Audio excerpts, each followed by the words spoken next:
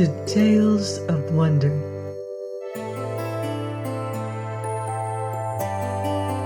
I'm Martell,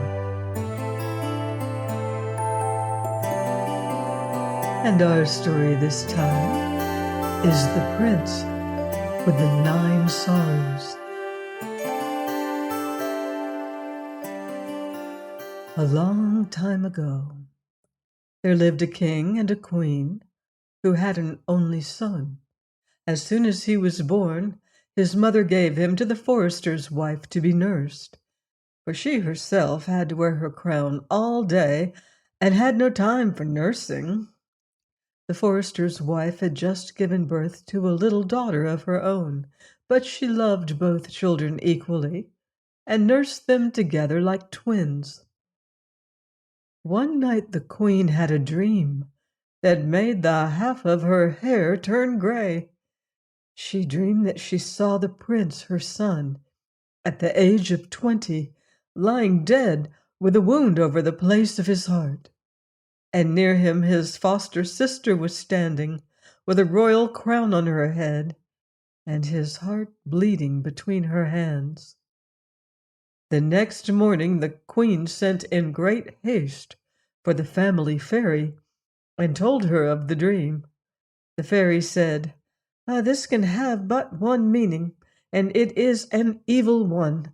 There is some danger that threatens your son's life in his 20th year, and his foster sister is to be the cause of it.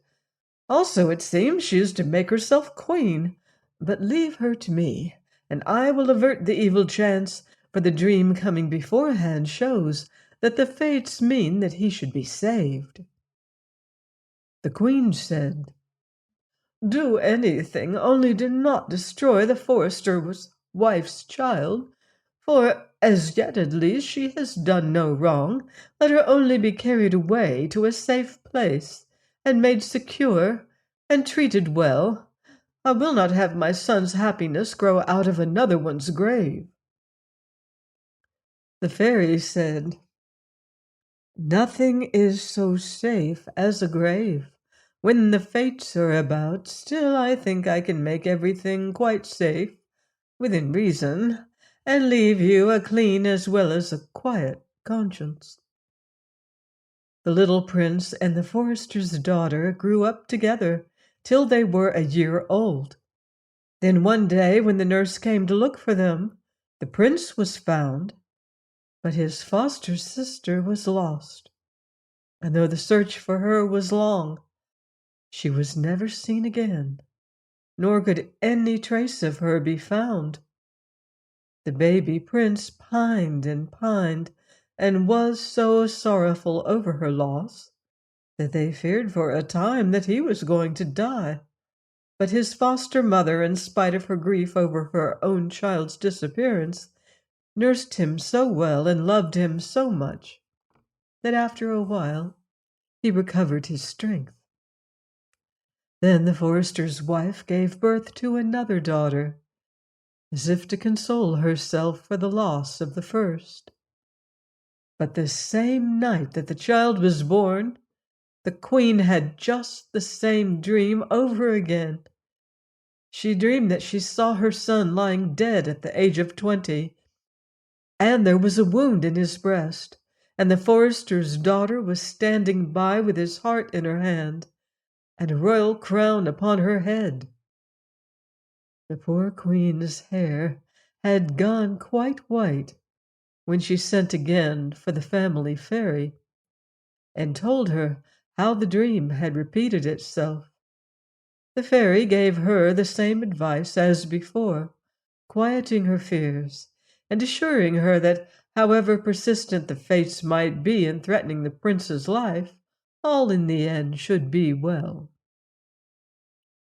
Before another year was past, the second of the forester's daughters had disappeared, and the prince and his foster mother cried themselves ill over a loss that had been so cruelly renewed.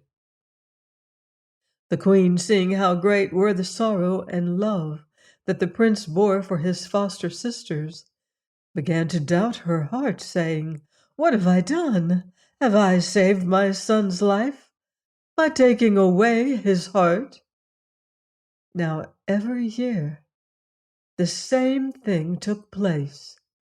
The forester's wife giving birth to a daughter, and the queen on the same night having the same fearful dream of the fate that threatened her son in his 20th year.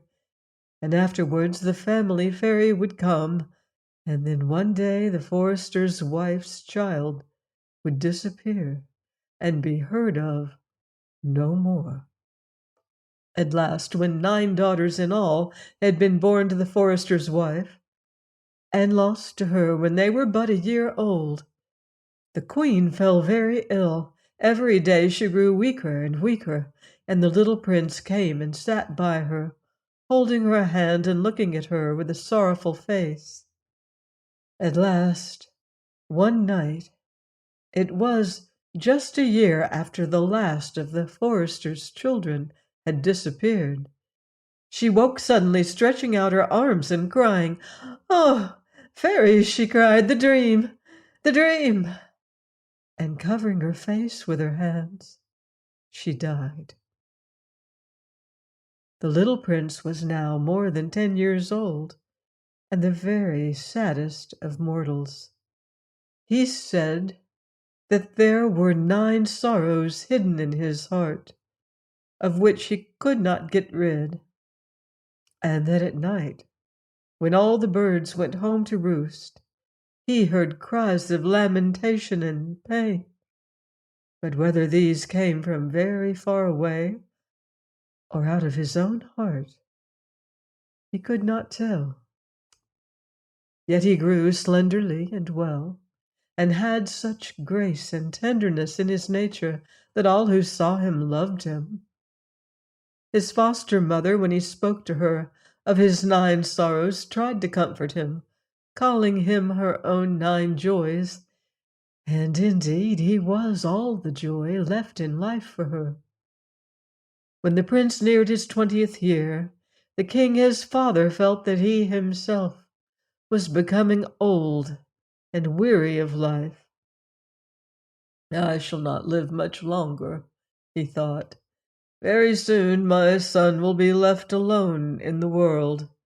It is right, therefore, now that he should know of the danger ahead that threatens his life." For till then the prince had not known anything. All had been kept a secret between the queen and the king and the family fairy. The old king knew of the prince's 9 sorrows, and often he tried to believe that they came by chance and had nothing to do with the secret that sat at the root of his son's life. But now he feared more and more to tell the prince the story of those 9 dreams, lest the knowledge should indeed serve but as the crowning point of his sorrows, and altogether break his heart for him. Yet there was so much danger in leaving the thing untold, that at last he summoned the prince to his bedside, meaning to tell him all. The king had worn himself so ill with anxiety and grief thinking over the matter that now to tell all was the only means of saving his life.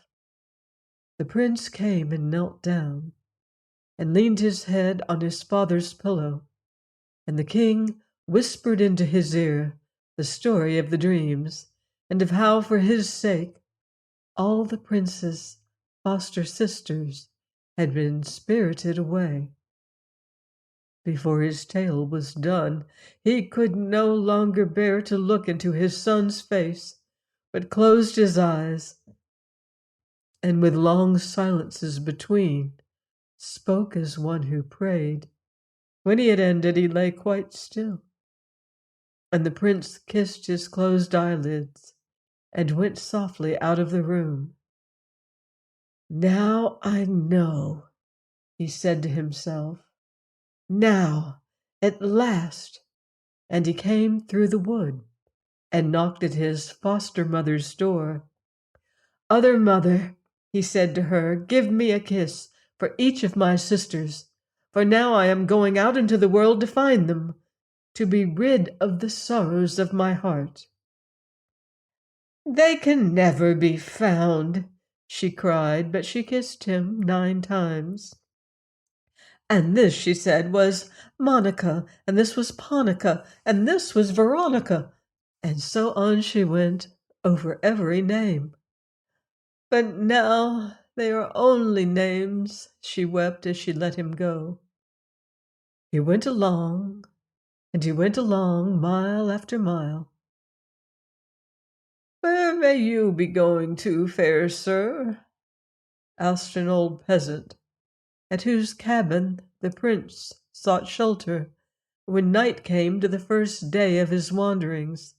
"Truly," answered the prince, "I do not know how far or whither I need to go, but I have a finger post in my heart that keeps pointing me." So that night he stayed there, and the next day he went on. "Where to so fast?" asked a woodcutter, when the second night found him in the thickest and loneliest parts of the forest. "Here the night is so dark and the way so dangerous, one like you should not go alone." "Nay, I know nothing," said the prince, "only I feel like a weathercock in a wind that keeps turning me to its will." After many days he came to a small long valley, rich in woods and watercourses, but no road ran through it. More and more it seemed like the world's end, a place unknown or forgotten of its old inhabitants. Just at the end of the valley, where the woods opened into clear slopes and hollows towards the west, he saw before him, low and overgrown, the walls of a little tumble-down grange. "There," he said to himself when he saw it, "I can find shelter for tonight. Never have I felt so tired before, or such a pain in my heart." Before long he came to a little gate and a winding path that led in among lawns and trees to the door of an old house. The house seemed as if it had been once lived in, but there was no sign of any life about it now. He pushed open the door, and suddenly there was a sharp rustling of feathers, and 9 white peahens rose up from the ground and flew out of the window into the garden. The prince searched the whole house over and found it a mere ruin. The only signs of life to be seen were the white feathers that lifted and blew about over the floors. Outside, the garden was gathering itself all together in the dusk, and the peahens were stepping daintily about the lawns, picking here and there between the blades of grass. They seemed to suit the gentle sadness of the place, which had an air of grief that has grown at ease with itself. The prince went out into the garden and walked about among the quietly stepping birds, but they took no heed of him. They came picking up their food between his very feet, as though he were not there. Silence held all the air, and in the cleft of the valley the day drooped to its end. Just before it grew dark, the 9 white peahens gathered together at the foot of a great elm, and lifting up their throats, they wailed in chorus. Their lamentable cry touched the prince's heart. Where, he asked himself, have I heard such sorrow before? Then all with one accord the birds sprang rustling up into the lowest boughs of the elm and settled themselves to roost. The prince went back to the house to find some corner amid its half-ruined rooms to sleep in, but there the air was close, and an unpleasant smell of moisture came from the floor and the walls, so, the night being warm, he returned to the garden, and folding himself in his cloak, lay down under the tree where the 9 peahens were at roost. For a long time he tried to sleep, but could not. There was so much pain and sorrow in his heart. Presently, when it was close upon midnight, over his head one of the birds stirred and ruffled through all its feathers, and he heard a soft voice say, "Sisters, are you awake?" All the other peahens lifted their heads and turned towards the one that had spoken, saying, "Yes, sister, we're awake." Then the first one said again, "Our brother is here." They all said, "He is our enemy. It is for him that we endure this sorrow." "Tonight," said the first, "we may all be free." They answered, "Yes, we may all be free. Who will go down and peck out his heart? Then we shall be free." And the first who had spoken said, "I will go down." "Do not fail, sister," said all the others, "for if you fail, you can speak to us no more." The first peahen answered, "Do not fear that I shall fail." And she began stepping down the long boughs of the elm. The prince lying below heard all that was said. "Oh, poor sisters," he thought, "have I found you at last? And are all these sorrows brought upon you for me?" And he unloosed his doublet and opened his vest, making his breast bare for the peahen to come and peck out his heart. He lay quite still with his eyes shut, and when she reached the ground, the peahen found him lying there, as it seemed to her, fast asleep, with his white breast bare for the stroke of her beak.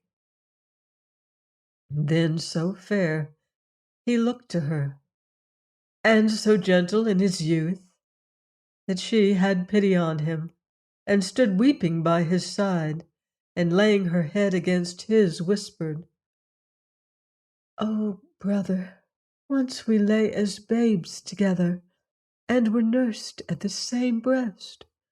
How can I peck out your heart?" Then she stole softly back into the tree, and crouched down again by her companions.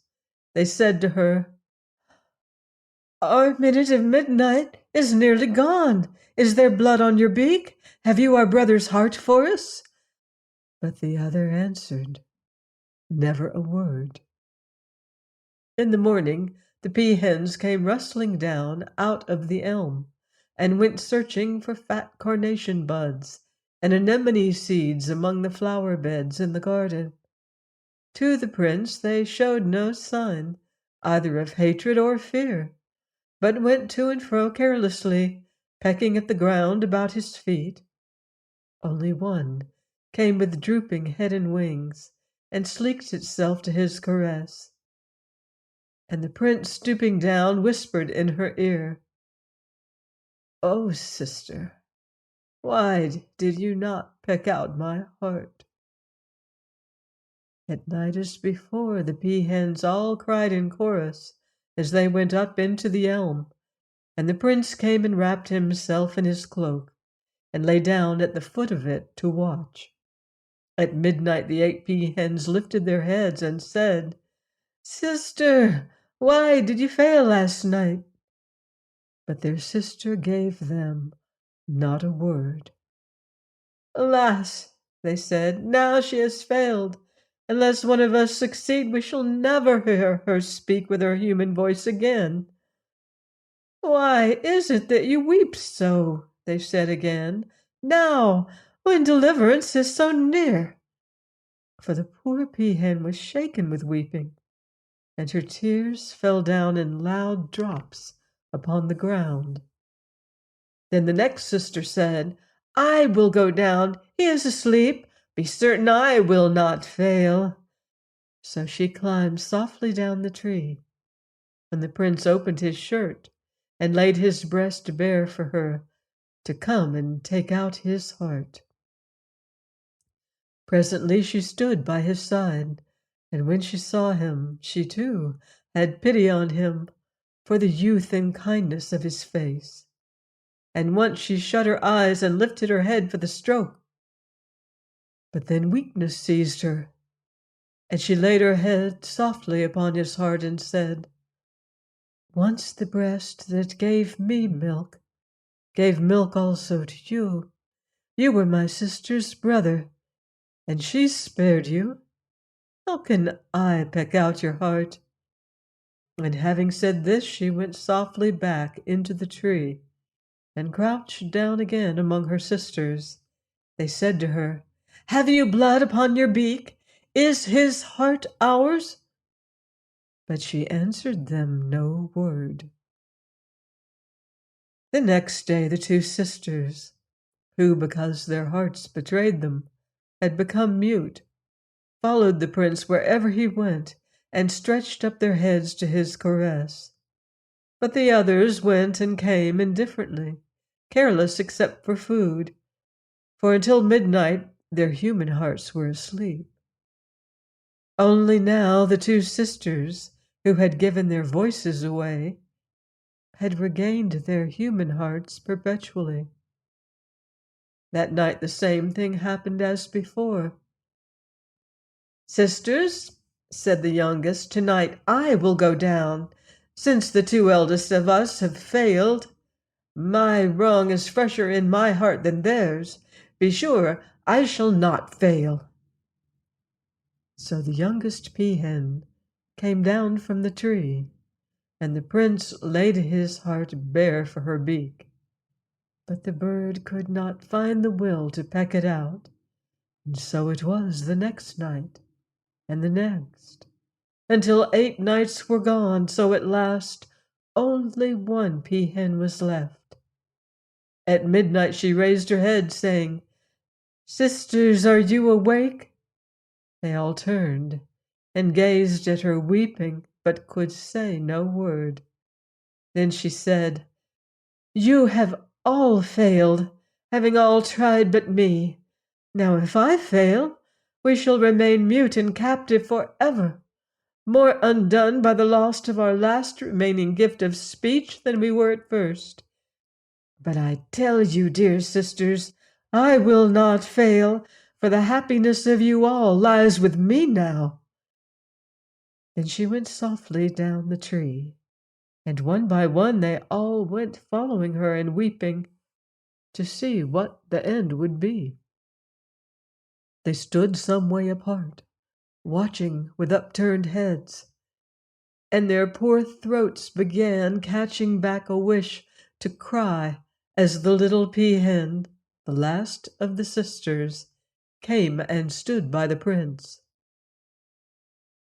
Then she too looked in his face and saw the white breast made bare for her beak, and the love of him went deep down into her heart, and she tried and tried to shut her eyes and deal the stroke, but could not.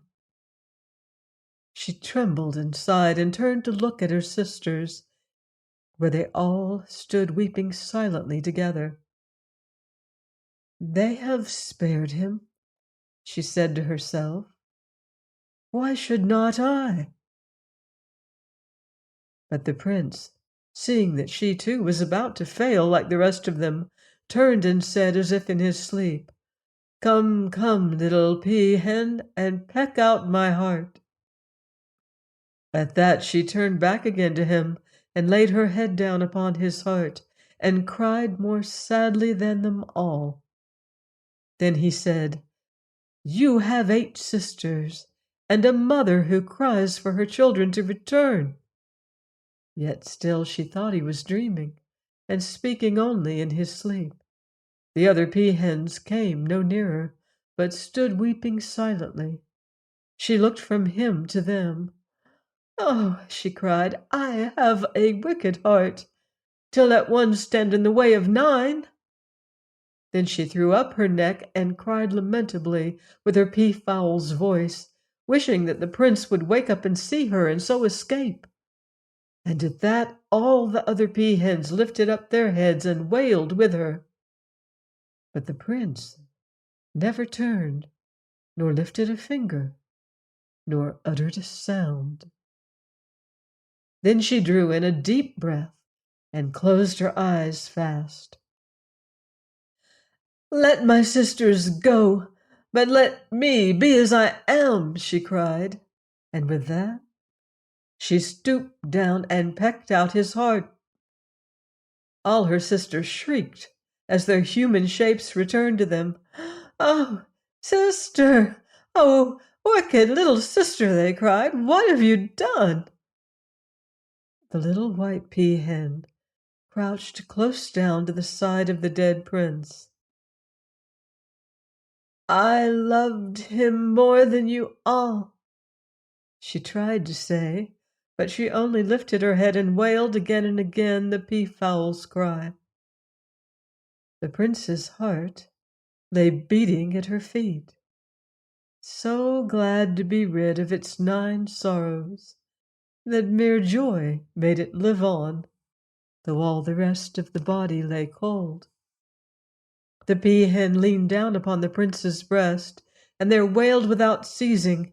Then suddenly, piercing with her beak her own breast, she drew out her own living heart and laid it in the place where his had been.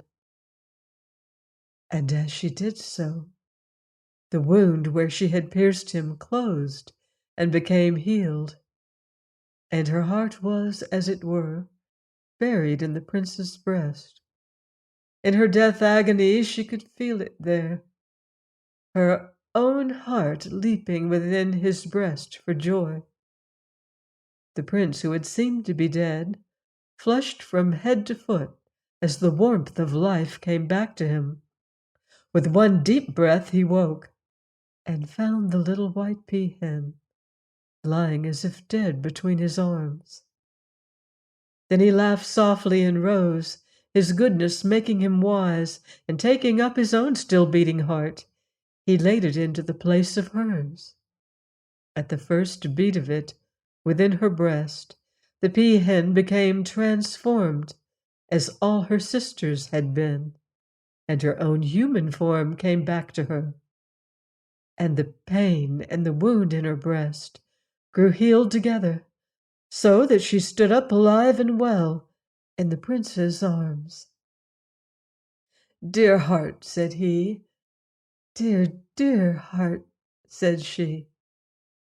But whether they were speaking of their own hearts or of each other's, who can tell? For which was which, they themselves did not know. Then all round was so much embracing and happiness that it is out of reach for tongue or pen to describe. For truly the prince and his foster sisters loved each other well, and could put no bounds upon their present contentment. As for the prince and the one who had plucked out his heart, of no two was the saying ever more truly told, and that they had lost their hearts to each other, nor was ever love in the world known before that carried with it such harmony as theirs. And so it all came about according to the queen's dream, that the forester's daughter wore the royal crown upon her head and held the prince's heart in her hand. Long before he died, the old king was made happy because the dream he had so much feared had become true. And the forester's wife was happy before she died. As for the prince and his wife and his foster sisters, they were all rather happy, and none of them is dead yet. Join me next time for another enchanting story here on Tales of Wonder.